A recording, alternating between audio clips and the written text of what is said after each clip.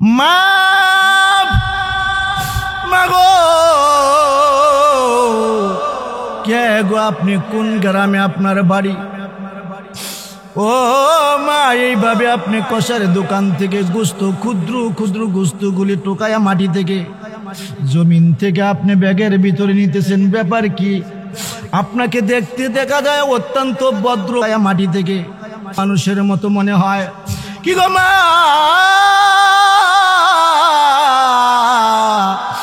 কথা গোপন রাখেন না, আমার কানের মধ্যে আপনি সত্যটা প্রকাশ করে দেন। কি ব্যাপার? কয় বাবা গো, আমি আজকে 2 বছর যাবত আমার সন্তানদেরকে গোস্ত খাওয়াইতে পারি না, আমি গরিব মানুষ। বাবা, আমরা কুরবানির গোস্ত ফ্রিজের মধ্যে রাখি 6 মাস 1 বছর, ওইরকম ভাবে বড় লোকেরা খায় কিনা জোরে বলেন? কিন্তু এরকম গরিব আছে মাসে একবার, 6 মাসে একবার, বছরে একবার 1 কেজি গোস্ত কিনতে পারে না, 700 টাকা 800 টাকা দাম, জোরে বলেন ঠিক কিনা? ওই কোটিপতি বলেন, মা আপনি এইভাবে আপনার সন্তানের জন্য ক্ষুদ্র ক্ষুদ্র দানা গোস্তের টুকরা এইভাবে কষায় যখন কোপ মারে, গোস্তের মধ্যে ছিদ্র গিয়ে ওইখানে পড়ে, ওইগুলি টুকাইতেছে। বড় লোক ডেকে বলে, মাগো আপনার প্রতি সপ্তাহ কয় কেজি গোস্ত সংসারের মধ্যে লাগে? ওই গরিব ভদ্র মহিলা ডেকে বলে, আল্লাহর বান্দা, ও আমার বাবা, আমার 2 কেজি গোস্ত প্রতি সপ্তাহ আমার সন্তানদের জন্য হয়, 2 কেজি গোস্ত হইলে আমার চলবে। এমন সময় ওই কুটিপুতি ডেকে বলে, কসাইকে ডেকে বলে, মাংস বিক্রেতার কসাই, এই মহিলার জন্য প্রতি সপ্তাহ 2 কেজি গোস্ত কত টাকা? হিসাব কইরা প্রায় 1 বছরের গোস্তের টাকা ওই কসার হাতে নগদ দিয়া দিছে। কন্যা সুবহানাল্লাহ। 1 বছরের গোস্তের টাকা সপ্তাহ 2 কেজি হিসাব কইরা, ওইরকম যত সপ্তাহ বছরে 52 সপ্তাহ, যত সপ্তাহ হিসাব করে টাকা দেওয়ার পরে ওই মহিলা চোখের পানি ছেড়া কাইন্দা দিছে, চিৎকার দিয়া বলে, চোখের পানি ছেড়ে দিয়ে, আল্লাহ জমিনের উপরে আপনি এমন মানুষ রাখছেন যে এই মানুষটা আমার সন্তানের জন্য 1 বছরের গোস্তের টাকা দিয়া দিল রে আল্লাহ। আমি জানি না তার হৃদয়ের মধ্যে কি বাসনা, কি আশা, জানি আল্লাহ। ও মালিক, এত বড় মনের মানুষ আল্লাহ 1 বছরের গোস্তের টাকা দান করে দিল আমাকে। মাবুদ, আমি তার জন্য তোমার দরবারে কি দোয়া করব? ও মালিক, এই মুহূর্তে আমি তার জন্য দোয়া দিলাম, আল্লাহ তার হায়াতের মধ্যে দীর্ঘ হায়াত দান করো, তাকে সুস্থতার জীবন দান করো। সে কোটিপতি ছিল, আরো কোটি কোটি লক্ষ লক্ষ টাকার মালিক বানাই দিও। কন্যা সুবহানাল্লাহ। এইভাবে মহিলা দোয়া করতেছে ওই বড় লোকের জন্য। কথা কিন্তু এখানেই শেষ না, অত্যন্ত দামি কথা সামনে আসতেছে। ওই বড় লোক কিতাবের মধ্যে লেখে, কোনো মুফাসসির, কোনো কবি লেখে কিতাবের মধ্যে, ওই বড় লোকটা, যেই বড় লোকটা 1 বছরের টাকা দান করেছে গোস্তের টাকা গরিব মহিলাকে, ওই বড় লোকের শিল্পপতি, কোটিপতি, তার হাড়ের মধ্যে বড় সমস্যা ছিল, হাড় বলক হয়ে গেছে, চর্বি বলক হয়ে গেছে। বিশাল লক্ষ লক্ষ টাকা খরচ করছে বাংলাদেশের ডাক্তারের কাছে, এই রোগ তার ভালো হয় না। এখন ডাক্তাররা বলতেছে আপনার আমেরিকা বড় হসপিটালের মধ্যে আরো উন্নত চিকিৎসা লাগবে। সুবহানাল্লাহ, সুবহানাল্লাহ। আল্লাহ তাআলা বলেন, কাল কিয়ামতের ময়দানে মানুষের নেক এবং বদ ওজন করা হবে। যার নেকের পাল্লা ভারী হবে, আল্লাহ তাআলা তাদেরকে জান্নাতি টাইটেল দিয়া জান্নাতের মেহমান বানা দিবে। জোরে জোরে বলেন সুবহানাল্লাহ। যার গুনার পাল্লা, বদের পাল্লা, নাফরমানির পাল্লা, গুনার পাল্লা ভারী হবে, আল্লাহ তাআলা তাদেরকে জাহান্নামের টাইটেল দিবে, জাহান্নামের নমুনা দিয়া, জাহান্নামের লিস্টি দিয়া দারগা মালিক ফেরেশতার হাতে অর্পণ করবেন, জাহান্নামের ফেরেশতার হাতে দিয়া দিবেন। ওই সমস্ত মানুষগুলি সেপারেট করে দাও, আলাদা করে দাও। ওয়ামতাজুল ইয়াউমা আইয়ুহাল মুজরিমুন।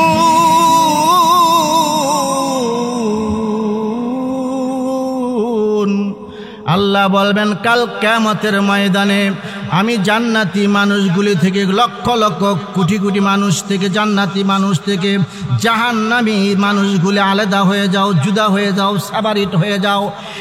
একসঙ্গে থাকতে পারবে না জান্নাতি আর জাহান্নামী। এক বাজারে জান্নাতের বাজার করতে পারবে না। জান্নাতি জাহান্নামী মানুষ এক জায়গায় জীবন যাপন করতে পারবে না। এমন একটা ঘোষণা হবে আল্লাহর পক্ষ থেকে, এমন একটা ঘোষণা হবে। আল্লাহ বলবেন সূরা ইয়াসিনের মধ্যে, আল্লাহ তাআলার বাণী, ওয়ামতাজুল ইয়াউমা আইয়ুহাল মুজরিমুন। এইভাবে যখন আল্লাহ তাআলা জান্নাতি মানুষ থেকে জাহান্নামীদেরকে আলাদা করে দিবেন, এজন্য আল্লাহ তাআলা কাল কিয়ামতের ময়দানে একটা মিজানের পাল্লা, ইনসাফের পাল্লা কায়েম করবেন মানুষের নেক এবং বদ ওজন করার জন্য। এই সম্পর্কে দাউদ আলাইহিস সালাম আল্লাহকে ডেকে বলে, হে মালিক, হে আমার স্রষ্টা, ওই মিজানের পাল্লাটা কত বড় হবে, কতটুকু চওড়া হবে, কতটুকু মোটা হবে, কি পরিমাণ বড় হবে এক একটা পাল্লা, এই সম্পর্কে আল্লাহ তাআলার কাছে জানতে চায় দাউদ আলাইহিস সালাম। অর্থাৎ মিজানের পাল্লাটা কত বড় হবে গো মাবুদ, ও মাওলা, যেই পাল্লা দিয়া মানুষের নেক এবং বদ আপনি ওজন করবেন, আমি দাউদ আলাইহিস সালাম এই পাল্লাটা আপনার কুদরতের মাধ্যমে এক নজর আমি দেখতে চাই। জোরে জোরে কোন সুবহানাল্লাহ। দাউদ আলাইহিস সালাম এই জিজ্ঞাসা আল্লাহর কাছে, এই প্রশ্ন করার পরে আল্লাহ তাআলার কুদরতের মাধ্যমে, আল্লাহ তাআলা সীমাহীন কুদরতের মালিক, আল্লাহ তাআলার কুদরতের মাধ্যমে ওই দাউদ আলাইহিস সালামকে মিজানের পাল্লা দেখাইতেছে, তার চোখের সামনে তুলে ধরলেন।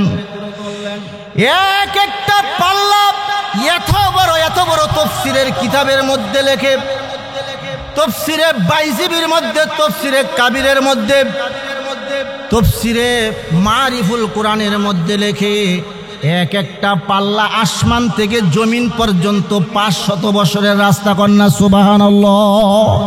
এত বড় একটা রাস্তা, দ্রুত, এত বড় দ্রুত এক একটা পাল্লা, এত বড় আসমানের যে শূন্য স্থান উপরে আমরা দেখতে, যে শূন্য বছরের রাস্তা, যেই দিকে যান আপনি, উত্তর দিকে যান 500 বছরের রাস্তা, দক্ষিণ দিকে গেলে 500 বছরের রাস্তা, পশ্চিম দিকে, পূর্ব দিকে 500 বছরের রাস্তা, আকাশের দিকে গেল 500 বছরের রাস্তা।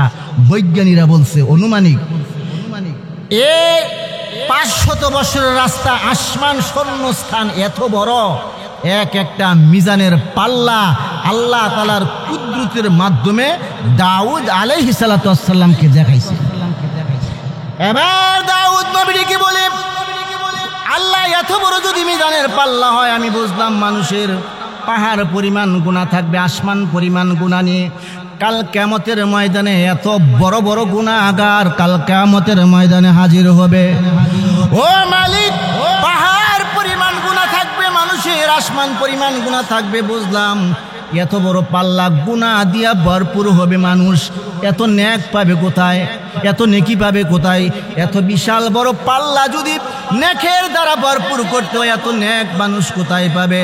আল্লাহ বলেন, দাউদ রে শোনো রে, আমার কোনো বান্দা বান্দি যদি আমার রেজামন্দির উদ্দেশ্যে, রে দাউদ, আমি আল্লাহকে সন্তুষ্ট করার জন্য, খুশি করার জন্য একটা খেজুর পরিমাণ যদি, একটা সরষা পরিমাণ যদি, 1 টাকা অথবা একটা খেজুর পরিমাণ যদি আমি আল্লাহকে সন্তুষ্ট করার জন্য আমি আল্লাহর রাস্তায় দান করে, ওই দানটা আল্লাহ তাআলা মিজানের পাল্লায় দেওয়ার পরে উহুদ পাহাড়ের চেয়ে আরো বেশি ভারী হয়ে যাবে। কন্যা সুবহানাল্লাহ। আরো জোরে জোরে কন্যা সুবহানাল্লাহ। তাহলে আমরা কিছুক্ষণ আগে যে 1000 টাকা, 500 টাকা, 2000 টাকা এইভাবে দান করছি, আমাদের লাভ হয়েছে কিনা জোরে বলেন? কিয়ামতের ময়দানে যদি আমার এই আজকের দানটা মিজানের পাল্লায় পাহাড় পরিমাণ ওজন হয়ে যায়, আমার আপনার জান্নাতে যাওয়ার কারণ হয়ে যাইতে পারে কি পারে না? জোরে বলেন। দাউদ আলাইহিস সালাতু ওয়াস সালামকে আল্লাহ বললেন যে আমার কোনো বান্দা বান্দি যদি আমি মাওলাকে খুশি করার জন্য একটা খেজুর পরিমাণ, শস্য পরিমাণ আল্লাহর রাস্তায় দান করে, এই দানটা আল্লাহ কাল কিয়ামতের ময়দানে মিজানের পাল্লায় দেওয়ার সাথে সাথে পাহাড়ের চেয়ে আরো বেশি ওজন ভারী হয়ে যাবে, নেকের পাল্লা, মিজানের পাল্লাটা ভরপুর হয়ে যাবে।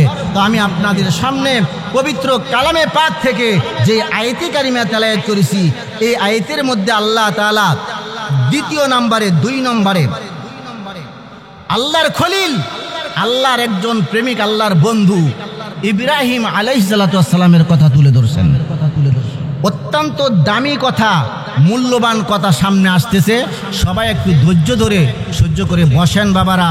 আপনারা কেউ আউট হইবেন না, কেউ বাড়িতে যাইবেন না, এই প্যান্ডেল থেকে কেউ বাহিরে যাইবেন না।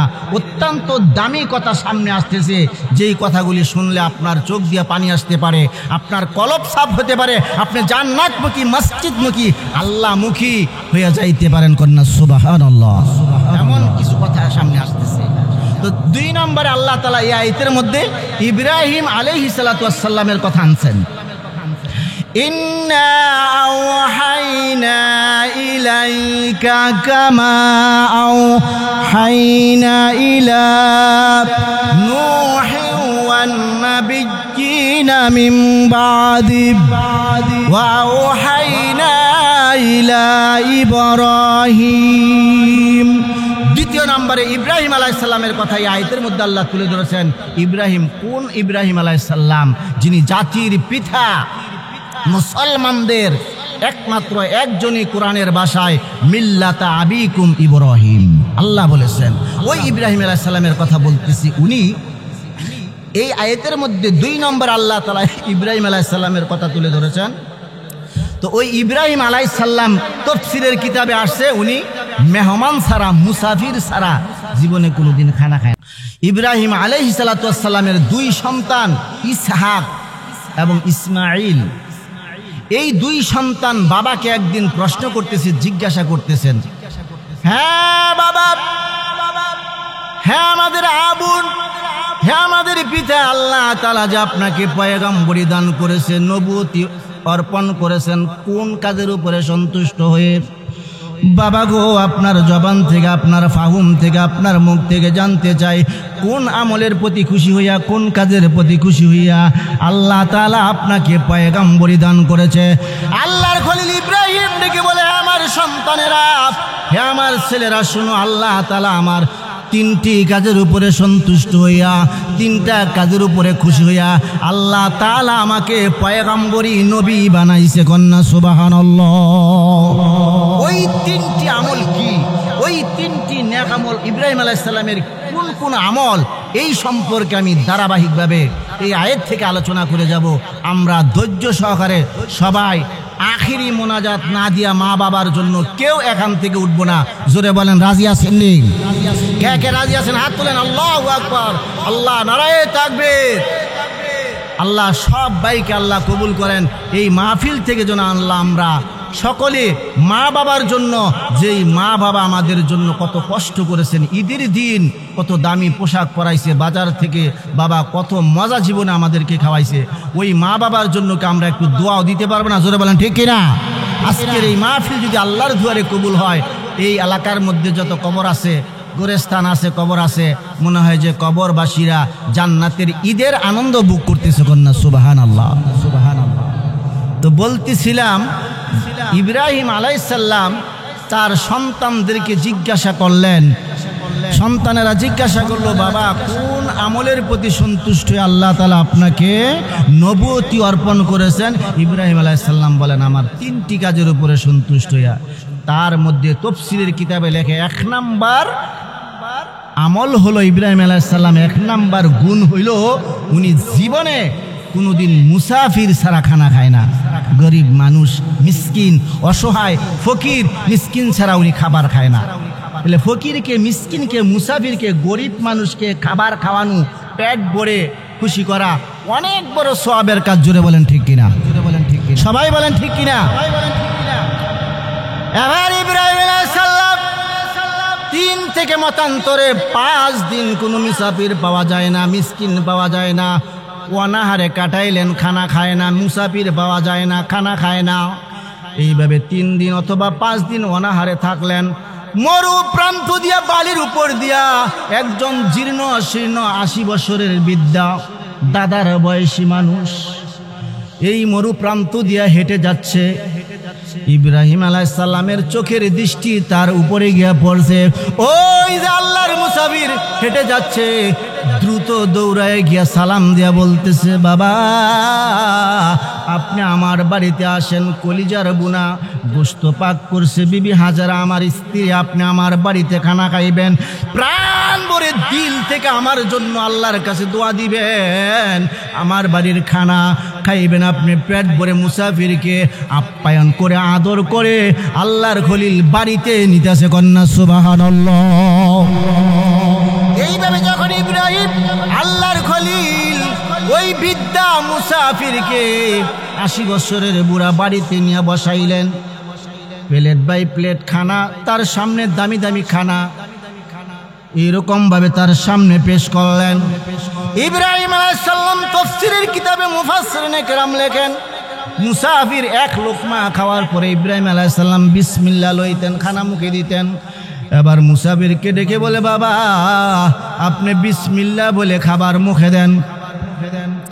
মুসাফির ডেকে বলে, আল্লাহর খলিল ইব্রাহিম আমি তো বিসমিল্লাহ কোনোদিন জানি না, বিসমিল্লাহ বলি না, খানা খাইতে গিয়ে 80 বছর কোনোদিন আমি বিসমিল্লাহ পাঠ করি না। ও আল্লাহর খলিল বিসমিল্লাহর সাথে আমার কোনো সম্পর্ক নাই। সঙ্গে সঙ্গে আল্লাহর খলিল জিজ্ঞাসা করলেন, আপনি কি মুসলমান না? বলে না না না গো আল্লাহর খলিল ইব্রাহিম আমি তো মুসলমান, আমি আগুনের পূজা করি, অগ্নি পূজক। সঙ্গে সঙ্গে আল্লাহর খলিল ইব্রাহিম ওই মুসাফিরকে ফকিরকে দমক দিয়া ঘর থেকে বাহির করে দিতেছে। চোখের পানি সেরে সেরে মুসাফির কান্নারত অবস্থায় 1 কদম 2 কদম হেঁটে যাচ্ছে, না খায়া অনাহারে ইব্রাহিম আলাইহিস সালামের বাড়ি থেকে নবীর বাড়ি থেকে হেঁটে যাচ্ছে। এমন সময় আল্লাহ তাআলা এই আয়াত তেলাওয়াতকৃত আয়াতের মধ্যে আল্লাহ বলেন, ওয়াহাইনা ইলা ইব্রাহিম, আল্লাহর পক্ষ থেকে ওহী আসছে ইব্রাহিম নবীর কাছে। ও আল্লাহর খলিল ইব্রাহিম, আল্লাহর এই মুসাফির 1 দিন না 2 দিন না 80টি বছর খানা খাওয়াইতেছে, আমি আল্লাহ তার প্রতি কত বড় দয়া, কত বড় মায়া। একদিনও আমাকে আল্লাহ বলে ডাক দেয় না, একদিনও সে বিসমিল্লাহ বলে খানা খায় না, তারপর আমি আসমান থেকে তার রিজিকের দরজা বন্ধ করি না। জোরে জোরে কোন সুবহান, জোরে জোরে কোন ওয়া মা মিন দাব্বাতিন ফিল আরদি ইল্লা আল্লাহ।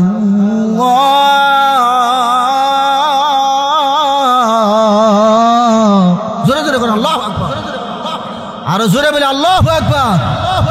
কোরআন শরীফ তেলাওয়াত করলে শুনতে ভালো না, মজা লাগে না, খারাপ লাগে? জোরে বলেন। আল্লাহ বলেন, এই পৃথিবীর মধ্যে মাটির নিচে, মাটির উপরে, আসমানের উপরে, জঙ্গলের ভিতরে, এরকম ভাবে সাগরের তলদেশে যত প্রাণী আছে, খানার প্রয়োজন, রিজিকের প্রয়োজন, পেটের মধ্যে খিদা লাগে, জানদার প্রাণী যত আত্মাওয়ালা প্রাণী আছে, সমস্ত রিজিকের মালিক আছে, সমস্তের মধ্যে, হাতের মধ্যে, সকলের রিজিক আমি আল্লাহর হাতের মধ্যে।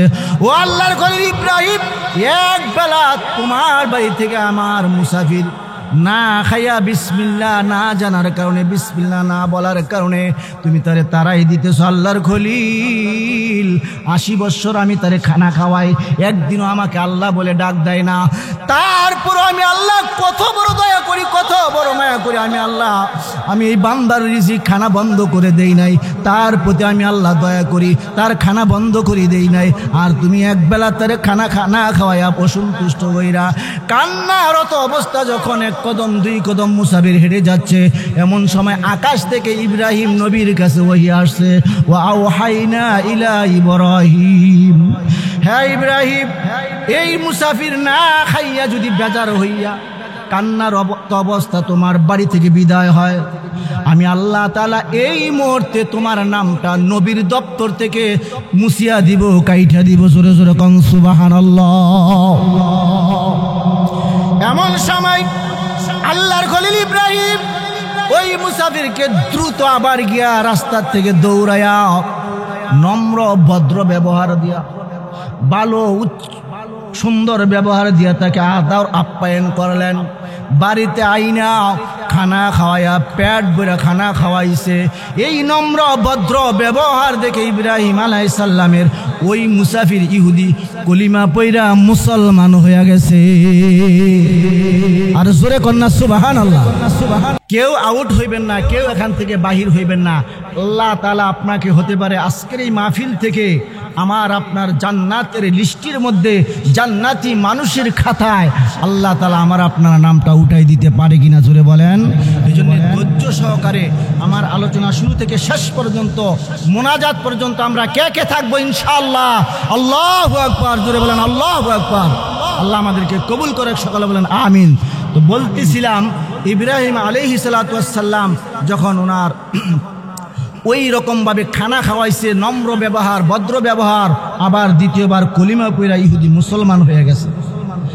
এজন্য আল্লাহ তাআলা বলেন, যেই মানুষটা দুনিয়ার বেলায় গরিবকে, মিসকিনকে, অসহায় মানুষকে পেট ভরে খানা খাওয়াবে, আল্লাহর দুয়ারে এ আমল যদি পছন্দ লাগে, আমার আপনার এই আমলটা যদি আল্লাহ তাআলা গ্রহণ করে, এই আমলের বরকতে আমার ব্যবসার মধ্যে, দোকানের মধ্যে, চাকরির মধ্যে আল্লাহ তাআলা বরকত দিতে পারে। জোরে বলেন ঠিক কিনা।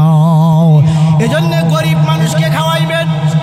একটা রাস্তার ফকির অনাহারে আছে 2 দিন যাবত, 5 দিন যাবত, এমন সংসার আছে মাসে একবার, 6 মাসে একবার গোশত খাইতে পারে না। আছে কিনা জোরে বলেন, সবাই বলেন আছে কিনা। 6 মাসের ভিতরে 1 কেজি গোশত কেনার মতো সমর্থ টাকা পয়সা নাই তার। সন্তান 4-5 জন ঘরের মধ্যে, কিন্তু বাবা গরিব মানুষ, বাবা মারা গেছে, মা গোশত খাওয়াইতে পারে না, সন্তানেরা গোশতের জন্য কান্নাকাটি করে। তো একজন বড়লোক কোটিপতি, কোটি কোটি টাকার মালিক, বিশাল মেল ফ্যাক্টরি, বিজনেস, শিল্পপতি, একটা কষার দোকানের পাশ দিয়ে হেঁটে যাচ্ছে। কথাটা অত্যন্ত দামি কথা, আমার মনে হয় আপনারা জীবনের প্রথম শুনতেছেন।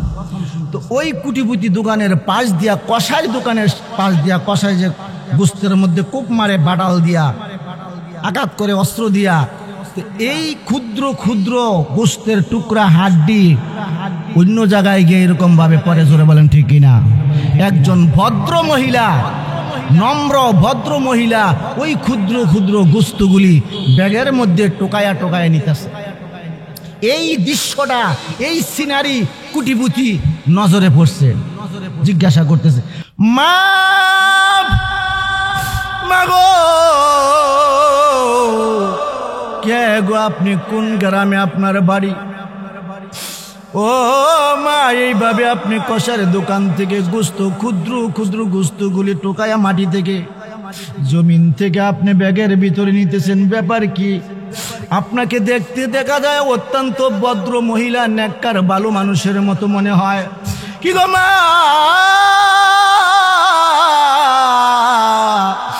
কথা গোপন রাখেন না, আমার কানের মধ্যে আপনি সত্যটা প্রকাশ করে দেন। কি ব্যাপার? ওই বাবা গো, আমি আজকে 2 বছর যাবত আমার সন্তানদেরকে গোশত খাওয়াইতে পারি না, আমি গরিব মানুষ।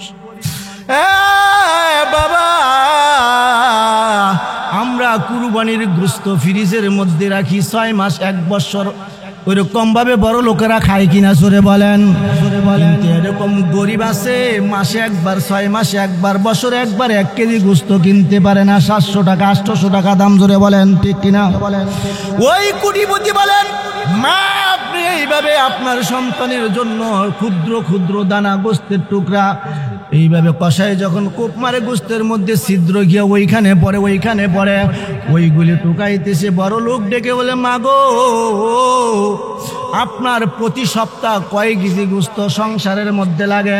ওই গরিব ভদ্র মহিলা ডেকে বলে, আল্লাহর বান্দা, ও আমার বাবা, আমার 2 কেজি গোশত প্রতি সপ্তাহ আমার সন্তানদের জন্য হয়, 2 কেজি গোশত হইলে আমার চলবে। এমন সময় ওই কোটিপতি ডেকে বলে, কসাইকে ডেকে বলে, মাংস বিক্রেতা কসাই, এই মহিলার জন্য প্রতি সপ্তাহ 2 কেজি গোশত কত টাকা? হিসাব কইরা প্রায় 1 বছরের গোশতের টাকা ওই কসার হাতে নগদ দিয়া দিছে। কন্যা সুবহানাল্লাহ। 1 বছরের গোশতের টাকা সপ্তাহ 2 কেজি হিসাব কইরা ওইরকম যত সপ্তাহ বছরে 52 সপ্তাহ, যত সপ্তাহ হিসাব করে টাকা দেওয়ার পরে ওই মহিলা চোখের পানি ছেড়া কাইন্দা দিছে, চিৎকার দিয়া বলে চোখের পানি ছেড়ে দিয়ে, আল্লাহ জমিনের উপর আপনি এমন মানুষ রাখছেন যেই মানুষটা আমার সন্তানের জন্য 1 বছরের গোস্তের টাকা দিয়া দিল রে আল্লাহ। আমি জানি না তার হৃদয়ের মধ্যে কি বাসনা, কি আশা জানি আল্লাহ। ও মালিক, এত বড় মনের মানুষ আল্লাহ 1 বছরের গোস্তের টাকা দান করে দিল আমাকে। মাবুদ, আমি তার জন্য তোমার দরবারে কি দোয়া করব? ও মালিক, এই মুহূর্তে আমি তার জন্য দোয়া দিলাম, আল্লাহ তার হায়াতের মধ্যে দীর্ঘ হায়াত দান করো, তাকে সুস্থতার জীবন দান করো। সে কোটিপতি ছিল, আরো কোটি কোটি লক্ষ লক্ষ টাকার মালিক বানাই দিও কন্যা সুবহানাল্লাহ। এইভাবে মহিলা দোয়া করতেছে ওই বড় লোকের জন্য। কথা কিন্তু এখানেই শেষ না, অত্যন্ত দামি কথা সামনে আসতেছে। ওই বড় লোক কিতাবের মধ্যে লেখে, কোনো মুফাসসির কোনো কবি লেখে কিতাবের মধ্যে, ওই বড় লোকটা, যেই বড় লোকটা 1 বছরের টাকা দান করেছে গোস্তের টাকা গরিব মহিলাকে, ওই বড় লোকের শিল্পপতি কোটিপতি, তার হাড়ের মধ্যে বড় সমস্যা ছিল, হাড় বলক হয়ে গেছে, চর্বি বলক হয়ে গেছে। বিশাল লক্ষ লক্ষ টাকা খরচ করছে বাংলাদেশের ডাক্তারের কাছে, এই রোগ তার ভালো হয় না। এখন ডাক্তাররা বলতেছে আপনার আমেরিকা বড় হসপিটালের মধ্যে আরো উন্নত চিকিৎসা লাগবে। সুবহানাল্লাহ, সুবহানাল্লাহ। এখন ওই বড় লোক বাহিরে যাইতেছে আমেরিকা, তার হাড়ের মধ্যে বড় সমস্যা, বেশি দিন মনে হয় বাঁচবো না। অত্যন্ত জটিল কঠিন বড় ধরনের রোগ, যাদের বর্তমানে জোরে বলেন ঠিক কিনা, আছে কিনা, হাসপাতাল গেলে, যারা হাসপাতাল গেছেন হসপিটালে ঢাকা শহরে বিভিন্ন জায়গায়, তারা বলতে পারেন কত রোগী, জটিল কঠিন রোগী আমার আপনার চোখের সামনে, জোরে বলেন ঠিক কিনা। পায়খানার রাস্তায়, প্রস্রাবের রাস্তায় লত লাগাই লাগছে প্যারালাইসিসের মতো। তো ওই হাড়ের রোগী বড় সমস্যায় ভুগতেছে। তখন ডাক্তাররা বলল আপনি বাহিরে আমেরিকা বড় উন্নত চিকিৎসা, এছাড়া আপনার এই রোগ আমাদের চিকিৎসা দ্বারা ভালো করা সম্ভব না। তখন উনি আমেরিকা বড় হসপিটালে লাইট এমুক দিন 1 সপ্তাহ পরে ধরেন, এখন উনি আমেরিকা যাইতেছে, লক্ষ লক্ষ টাকার চিকিৎসা বিমান ভাড়া দিয়া হসপিটালে নিছে। বিরাট হসপিটাল, আমেরিকা বড় ডাক্তার তারে চেক করতেছে, পরীক্ষা করতেছে। পরীক্ষা করতে গিয়ে দেখতেছে ডাক্তাররা বলতেছে, হ্যাঁ আল্লাহর বান্দা, এত লক্ষ লক্ষ টাকা খরচ করে আপনি আমেরিকায় কেন আসলেন? আমরা তো পরীক্ষা করে দেখলাম আপনার শরীরের মধ্যে তো কোনো রোগই নাই কন্যা সুবহানাল্লাহ। ওই যে গরিব মহিলাকে 1 বছরের গোস্তের টাকা দান করছে, তার সন্তানরা এই গোস্ত খায়া খায়া ওই বড় লোকের জন্য দোয়া দিছে, অন্তর থেকে, মন থেকে, দিল থেকে দোয়া দিছে। শুধু মুখ দিয়া দোয়া না, একটা মানুষকে যদি আপনি খাওয়ায়া পেট ভরায়া, আপনার ব্যবহার দিয়া, ভালোবাসা দিয়া যদি খুশি করতে পারেন, তার আত্মা থেকে, রুহ থেকে যে দোয়াটা আসবে, এই দোয়া গো বাবা কোটি কোটি টাকা দিয়া কিনতে পাওয়া যাবে না। জোরে জোরে কন্যা সুবহানাল্লাহ। এজন্য ওই বড় ডাক্তার বলতেছে তার কোনো তো রোগ নাই। ওই দান করার পরে মহিলার আল্লাহ কুদরতিভাবে তার হাড়ের সমস্যা একদম ভালো হয়ে গেছে, আল্লাহ কুদরতিভাবে তার চিকিৎসা হয়ে গেছে। এই জন্য গরিব মানুষ আপনার কাছে সওয়াল করলে, আপনার দুয়ারে হাত পাতলে দমক দিয়া ফিরাই দিবেন না, জোরে বলেন ঠিক কিনা। এজন্য ইব্রাহিম আলাইহিস সালাম বলেন, আমার 1 নম্বর আমল হলো জীবনে কোনোদিন আমি গরিব মানুষ ছাড়া, মুসাফির ছাড়া, মিসকিন ছাড়া আমি খানা খাই না। যেদিন মিসকিন পাওয়া যায় না, ফকির পাওয়া যায় না, গরিব মানুষ পাওয়া যায় না, ওই দিন আমি ইব্রাহিম না খায়া অনাহারে থাকি, উপাস থাকি। সুবহানাল্লাহ, সুবহানাল্লাহ। এইভাবে আল্লাহর খলিল ইব্রাহিম তার সন্তানদেরকে ডেকে বলে, 2 নম্বর আমল হলো আমার, 2য় নম্বর গুণ হলো ইব্রাহিম আলাইহিস সালাম ডেকে বলে, ও আমার সন্তানেরা, 2 নম্বর গুণ হলো আমি ইব্রাহিম দুনিয়া এবং আখিরাতের কাজ দুটোটা যখন একসঙ্গে হাজির হয়, দুনিয়া এবং আখিরাতের কাজ। আখিরাতের কাজ কি? যেরকম ফরজ নামাজ। দুনিয়ার কাজ কি? যেরকম দোকানের কাজ, জমিনের কাজ। বিভিন্ন ধরনের কাজ। তো ইব্রাহিম আলাইহিস সালাম বলেন, দুনিয়া এবং আখিরাতের কাজ যখন দুটোটা একসঙ্গে হাজির হয়, আমি ইব্রাহিম আল্লাহ তাআলার ফরজ বিধান, আল্লাহ তাআলার হুকুমটা আমি আগে আখিরাতের কাজটা প্রাধান্য দেই, আখিরাতের কাজটা সমাধা করি, দুনিয়ার কাজ পিছনে রাখি। কন্যা সুবহানাল্লাহ।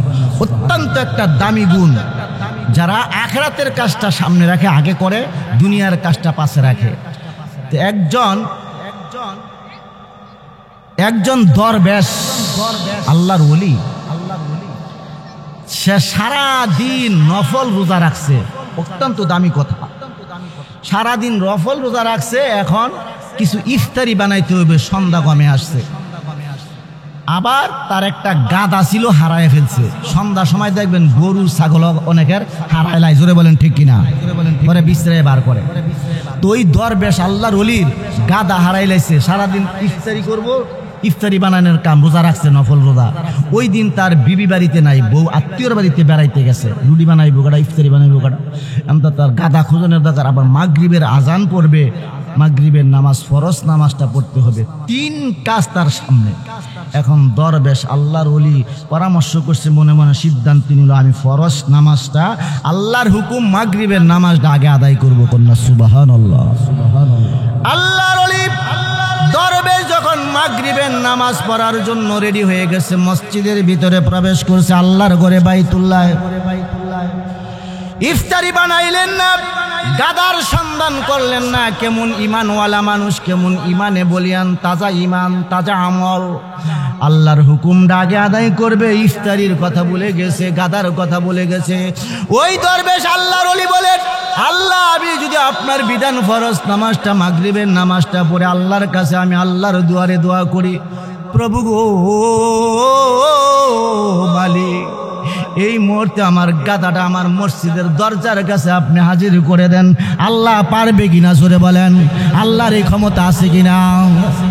এই মুহূর্তে আল্লাহ তাআলা ওই দরবেশে নামাজ পড়তেছে, মাগরিবের নামাজ পড়ে যখন আল্লাহর দুয়ারে দোয়া করে, আল্লাহর দরবারে এই মুহূর্তে দোয়া কইরা যখন ওয়াজিফা আদায় করে মসজিদ থেকে বাইর হইলেন, দেখে তাকায়া মসজিদের দরজার কাছে একটা গাদা তার হাতের কাছে হাজির হইয়া লইছে। জোরে জোরে কোন সুবহানাল্লাহ। ওই হারানো গাদা আল্লাহ তাআলা তার হাতের কাছে, মসজিদের দরজার কাছে আইসা গেছে। নামাজের বরকতে মরা উট, মরা গাদা নামাজের মারফতে জিন্দা করে লাইছে। কন্যা সুবহানাল্লাহ। নামাজ কত বড় ইবাদত, ওই নামাজ আমরা কত জীবনে কায়জা করছি, জোরে বলেন ঠিক কিনা? ওই দরবেশ নামাজ পড়া তার মসজিদের দরজার কাছে গাদা লইয়া বাড়িতে গেছে। বাড়িতে যাওয়ার পরে দেখতেছে এক পার্শ্ববর্তী মহিলা কিছু গরম রুটি এবং তরকারি এই দরবেশের সামনে রাখছে। আমি শুনছি আপনার বউ, আপনার স্ত্রী বাড়িতে নাই, আপনার ঘর থেকে আমি কিছু আটা নিয়া রুটি পাক বানাইছি, তরকারি পাক করে রাখছি, আপনি গরম গরম খান। কন্যা সুবহানাল্লাহ। নামাজের বরকতে ইফতারি খানারও ব্যবস্থা হয়ে গেছে। এই জন্য আল্লাহর খলিল ইব্রাহিম ডেকে বলেন, ও আমার সন্তানেরা, আমার 2 নম্বর আমল হলো দুনিয়া এবং আখিরাতের কাজ যখন দুটোটা আমার একসঙ্গে হাজির হয়, তখন আল্লাহর বিধান আখিরাতের কাজটা আমি আগে আদায় করতাম, আগে পালন করতাম, দুনিয়ার কাজটা পিছনে রাখতাম। এই কাজের উপরে বড় সন্তুষ্ট হইয়া, এই কাজের উপরে আল্লাহ তাআলা খুশি হইয়া আমি ইব্রাহিমকে নবুয়তি টাইটেল, পয়গম্বরী টাইটেল দান করেছে। কোন সুবহানাল্লাহ। এমনি ভাবে আল্লাহর খলিল ইব্রাহিম 3 নম্বর গুণ হলো, 3 নম্বর আমল হইল, ও আমার সন্তানেরা শোনো রে, 3 নম্বর গুণ হলো ইব্রাহিম আলাইহিস সালাম বলেন, আমার ঘরের মধ্যে, বাড়ির মধ্যে আমি জীবনে কোনোদিন 2 বেলার খোরাকি, 2 বেলার খানা আমি একসঙ্গে জোগাড় রাখি না। অথচ আমরা 6 মাসের খাবার চাউল ডামের মধ্যে, টুলির মধ্যে, মটকার মধ্যে 1 বছরের চাউল জমা রাখি। জোরে বলেন ঠিক কিনা? ইব্রাহিম বলেন, আল্লাহর খলিল ইব্রাহিম বলেন, আমি 2 বেলার খানা একসঙ্গে ঘরের মধ্যে জমা রাখি না। দুপুরে খানা খাইছি, রাত্রে আবার কি খাবো, এটা আল্লাহর উপরে তাওয়াক্কুল। আল্লাহ তাআলা আমার রিজিকের ব্যবস্থা করবেন, যেহেতু আল্লাহ বলেন, ওয়া মা মিন দাব্বাতিন ফিল আরদি ইল্লা আলাল্লাহি রিজকুহা। আল্লাহ বলেন, আমি আল্লাহ সমস্ত জানদারের মানুষের রিজিকের দায়িত্ব, পশুর রিজিক, মাছের রিজিক, এই দুনিয়ার জমিনে যত জানদার আছে, আত্মাওয়ালা প্রাণী আছে, সকলের রিজিক আমি আল্লাহর হাতে। আসমানে জোরে বলেন সুবহানাল্লাহ। আল্লাহ আরেক আয়াতে বলেন ওয়া ফিস সামাই রিজকুকুম ওয়া মা তুআদুন।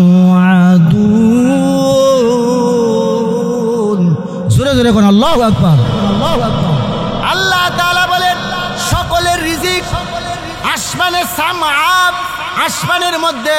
এই জন্য ইব্রাহিম আলাইহিস সালাম আমার রিজিকের মালিক যেহেতু আল্লাহ, আমার কোনো টেনশন নাই রিজিকের জন্য। আমি দুপুরে খাইলাম, রাত্রের বেলা কি খাবো এই টেনশন আমার মাওলার, এই চিন্তা আমার মাওলা আমার চিন্তা করতে হবে না। কোথায় থেকে খানা আসবে, কোথায় থেকে রিজিক আসবে, আল্লাহর প্রতি এমন বিশ্বাস, এমন তাওয়াক্কুল ছিল ইব্রাহিম। আল্লাহ তাআলার পক্ষ থেকে ইব্রাহিম আলাইহিস সালামের জন্য আসমানি সাহায্য আসতো। জোরে জোরে কোন সুবহানাল্লাহ। একটু জিকির করি লা ইলাহা। দান করবে, একটা ইট দান করছে, একটা কণা পরিমাণ বালু পরিমাণ দান করেছে। এই দানটা যদি আল্লাহর দুয়ারে কবুল হয়, আল্লাহর বৈঠকে কবুল হয়, আপনার জন্য জান্নাতের ভিতরে স্পেশাল একটা জান্নাতের বাণী বানায়া রাখছে। জোরে কন্যা সুবহানাল্লাহ, সুবহানাল্লাহ। এই জন্য আসুন বাবাজির, আর 5 মিনিট অত্যন্ত দামি একটা কথা বইলে আমি আপনাদের মাঝখান থেকে বিদায় নিয়ে যাব। কথাটা হলো, একজন বৃদ্ধা মহিলা মারা গেছে। আমার আপনার দাদি মারা যায়, মা মারা যায়, বৃদ্ধা মা প্যারালাইসিসের রোগী, এরকম আছে কিনা জোরে বলেন। মারা যাওয়ার পরে নিজের হাতে আমরা সন্তান মার লাশ দাফন করে, বাবার লাশ দাফন করে আসে কবরের মধ্যে। কিন্তু কবরের মধ্যে কি হালাত, কি অবস্থা, দুনিয়ার মানুষ যদি জানতো কবরের মধ্যে যে কি আযাব হয়, এই দৃশ্যটা যদি দেখতো, কেউ ঠিক থাকতে পারতো না। দুনিয়ার জমিনে জঙ্গলের মধ্যে পালাই যেত ইবাদতের জন্য। একজন বৃদ্ধা মহিলা মারা গেছে, ওই গুরেস্তানার মধ্যে কবর দেওয়া, দাফন করা হয়েছে। ওই গুরেস্তানার পাশ দিয়ে আল্লাহর ওলি, বিশ্ববিখ্যাত ওলি মালিক ইবনে দিনার হেঁটে যাচ্ছে। সঙ্গে সঙ্গে উনি একটু কবরের পাশে দাঁড়াইয়া মুরাকাবা করতেছে, কবরের মানুষগুলি কি হালাত দেখে। একটা কবরের মধ্যে বিষম আযাব হইতেছে বৃদ্ধা মহিলার কবরের ভিতরে। মা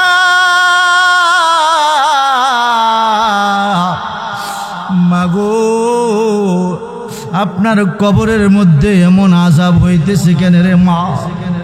কাশফ খুলে গেছে আল্লাহর ওলি মুরাকাবার মধ্যে, দেখি এমন আযাব আর গজব মহিলার কবরের মধ্যে। ও আমার বাবাজিরাও, আমার বন্ধুরা, যুবক ভাইরা, চোখের পানি একটু নরম করেন মনটারে। চোখের পানি ছেড়ে দিয়া, কর্ণ কর দিয়া, কান দিয়া শ্রবণ করেন কথাগুলো। আমার আপনার গুলি ওই দিন আসতেছে, কবরের জিন্দেগি। জোরে বলেন ঠিক কিনা? শুধু ওই মহিলার জন্য কবর না আযাব না, আমার আপনার সামনে কিন্তু কবরের জিন্দেগি শুরু হবে। ওই বৃদ্ধা মহিলাকে ডেকে বলে কাশফের মাধ্যমে কবরের মুরাকাবা, চক্ষু বন্ধ করে আল্লাহর ওলি মালিক ইবনে দিনার বলেন, মাগো এই মুহূর্তে আপনার কি উপকার করতে পারি আমি? বলেন আপনার জন্য আমি কি উপকার করতে পারি? আযাব আর গজবের মধ্যে, বিষম জ্বালা যন্ত্রণার মধ্যে, কবরের মধ্যে আপনি, এই মুহূর্তে আপনার জন্য আমি কি সাহায্য, কি উপকার করতে পারি একটু বলেন। ওই বৃদ্ধা মহিলা কাশফের মাধ্যমে আল্লাহর ওলির কানের মধ্যে আওয়াজ আইতেছে কবর থেকে, ও আল্লাহর ওলি মালিক ইবনে দিনার, দুনিয়াতে আমার একজন সন্তান মেয়ে আছে, বিবাহের উপযুক্ত সাবালিকা। ওই মেয়েটাকে আমার বাড়িতে গিয়ে নাম ঠিকানা বইলে দিতেছে, গ্রামের নাম, লোকেশন, রাস্তাঘাট। ওই মেয়েটাকে বলবেন আমার নামে একটু দান খয়রাত করার জন্য। মসজিদ, মাদ্রাসায়, দিনী প্রতিষ্ঠানে, আল্লাহর রাস্তায় কিছু দান করলে আমার মনে হয় গো আল্লাহর ওলি, আল্লাহ তাআলা আমার এই কবরের আযাব কিয়ামত পর্যন্ত মাফ করে দিতে পারে। জোরে বলেন ঠিক কিনা?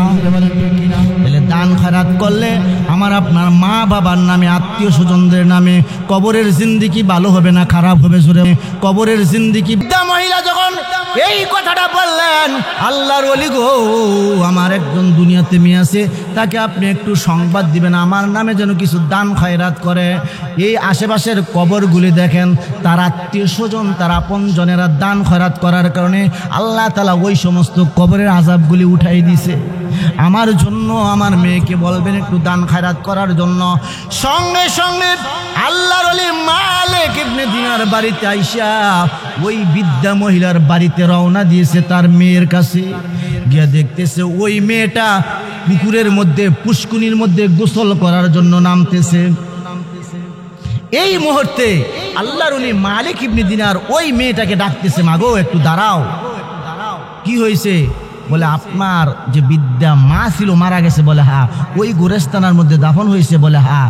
আপনার মা তো বিষম আযাবের মধ্যে আছে, এখন আপনার মার জন্য যদি কিছু দান খয়রাত করতেন, টাকা পয়সা আল্লাহর রাস্তায়, আল্লাহর রাস্তে, তাহলে আপনার মার কবরের আযাব আল্লাহ তাআলা মাফ করে দিত, কবরটাকে জান্নাতের বালাখানা বানাই দিত। কন্যা সুবহানাল্লাহ। এই কথাটা বলার সাথে সাথে ওই মেয়েটা দুষ্ট মহিলা রাগে খুফে গুসায় ওই আল্লাহর ওলি মালিক ইবনে দিনারকে হাতের মধ্যে যদি লাঠি থাকতো, ব্যাত থাকতো, ব্যাতের আঘাত করতো, লাঠির আঘাত করতো। এমন রাগ তার শরীরে গুসা উঠে গেছে। ব্যাপার কি, কারণ কি? হ্যাঁ, আমার মার জন্য আমি দান করব। আমার মাকে আমাকে ঘর দিয়েছে, বাড়ি দিয়েছে, জমিন দিয়েছে, টাকা পয়সা দিয়ে গেছে নাকি? কেন আমার মার নামে আমি দান করব? ওই মহিলা দান করবে দূরের কথা, ওই আল্লাহর ওলিকে গোসল করতে নামবে পুষ্কুনির মধ্যে, হাতের মধ্যে পানি লইয়া এইভাবে সিডা মারছে। আল্লাহর ওলির শরীরের মধ্যে পানি পড়ছে, জমিনের মধ্যে কিছু পড়ছে। পড়ার সাথে সাথে জমিনের মধ্যে যেই পানি পড়ছে, ওই পানিটা একটা ক্ষুদ্র পোকা পানির পিপাসায় প্রচন্ড রৌদ্রের মধ্যে, গরমের মধ্যে, ওই পোকাটা আল্লাহর কাছে দোয়া করতেছিল, আল্লাহ কোনো দিক থেকে যদি আমার মুখের মধ্যে এক ফুটা পানি পড়তো, আমি পানির পিপাসায় মারা যাইতেছি। ওই মহিলাদের পানির ছিটাটা দিছে, জমিনের মধ্যে যেই পানির ছিটা পড়ছে ওই পোকার মুখের মধ্যে গিয়া পড়ছে। কন্যা সুবহানাল্লাহ। আর কিছু পানি আল্লাহর ওলির শরীরের মধ্যে পড়ছে। এখন এই আমলটা যখন তার মেয়ে পানি ছিটা দিছে, পানি ছিটা দেওয়ার পরে আবার যখন আল্লাহর ওলি এক সপ্তাহ পরে ওই গুরেস্তানার পাশ দিয়ে আসতেছে, দেখতেছে মোরাকাবা করে, কবর চক্ষু বন্ধ করে দেখতেছে ওই বৃদ্ধা মহিলার কবরের মধ্যে জান্নাতি ফুলের বাগান, জান্নাতি নাজ নিয়ামত। কন্যা সুবহানাল্লাহ। দেখে বলে, মা, ও মা, আপনার মেয়ে তো কোনো দান খয়রাত করে না, আপনার কবর দিয়ে জান্নাতের বালাখানা হয়ে গেছে। বৃদ্ধা মহিলা ডেকে বলে, ও আল্লাহর ওলি, আমার মেয়ে তো দান করেছে। বলে কি দান করেছে?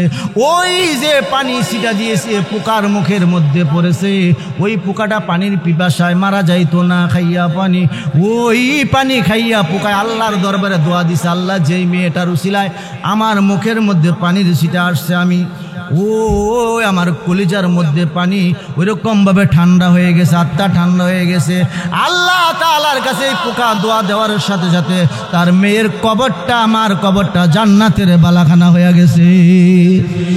ক্ষুদ্র এক ফুটা পানির বিনিময়ে যদি তার কবর জান্নাতের বালাখানা হইতে পারে, আমার আপনার মা বাবা কবরে শুয়ে আছে, আজকে যারা দান খয়রাত করেছে, ভবিষ্যতে যারা দান খয়রাত করবে আল্লাহর রাস্তা, মসজিদ, মাদ্রাসায়, দ্বীনি প্রতিষ্ঠানে, তাহলে আমার আপনার মা বাবার কবরের মধ্যে আল্লাহ তাআলা নূর বানায়া, আলো বানায়া, বাতাসের মধ্যে, কবরের মধ্যে তুফানের মতো বাতাসের মধ্যে এই আলো নূর বানায়া কবরের মধ্যে ঢুকায় দেয়। কন্যা সুবহানাল্লাহ। আল্লাহ তাআলা আমার জবান থেকে যেই সমস্ত কথাগুলি বাহির করেছেন, আমরা সকলে, মা বোন সহ, আমি সহ, আল্লাহ সকলকে আমল করার জন্য সহজ করে দেখ।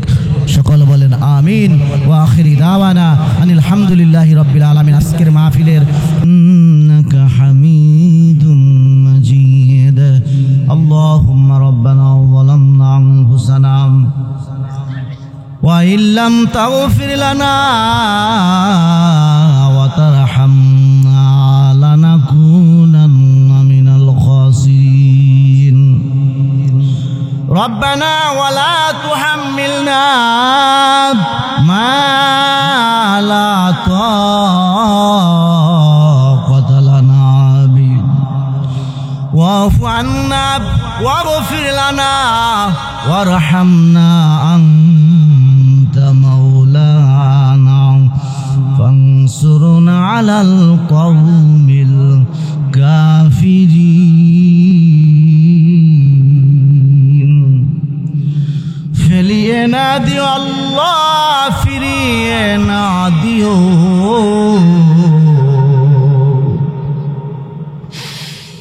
গুনাহ যত করেছি রে মাওলা, ক্ষমা তুমি করিও। ক্ষমা করে দেন প্রভু, ক্ষমাই তোমার শান।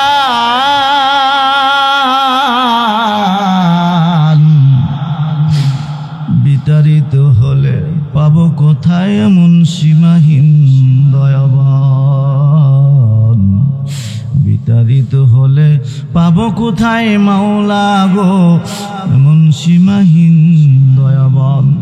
রব্বুল আলামিন রাজনগর বাইতুল মামুর জামে মসজিদ কর্তৃক আয়োজিত আয় আল্লাহ সম্মানিত সভাপতি সাহেব ডাইন পাশে বসা, আয় আল্লাহ প্রধান মেহমান বাম পাশে, আল্লাহ আয় আল্লাহ মঞ্চে উপবিষ্ট সম্মানিত এলাকার জ্ঞান গর্ব ব্যক্তিরা বসা রয়েছে, দাদার সমতুল্য সাদা দাড়িওয়ালা, বাবার সমবয়সী মুরব্বীরা, নওজোয়ান যুবক ভাইরা, আয় আল্লাহ কচি কাঁচা মাসুম বাচ্চাদেরকে নিয়ে, পর্দার আড়ালের নেককার মা বোনদেরকে নিয়ে আল্লাহ আপনার রহমতের দুয়ারে রাত্রির গভীরে মাওলা বড় আশা করে ও মালিক দুইখানা করে আমরা হাত বাড়াইলাম। আল্লাহ তাআলা আমাদের গুনার দিকে না তাকাই আপনার ক্ষমা সুন্দর দৃষ্টিতে তাকাইয়া রব্বুল আলামিন আমাদের তামাম জীবনের গুনাহগুলো এই মুহূর্তে আল্লাহ মাফ করে দেন।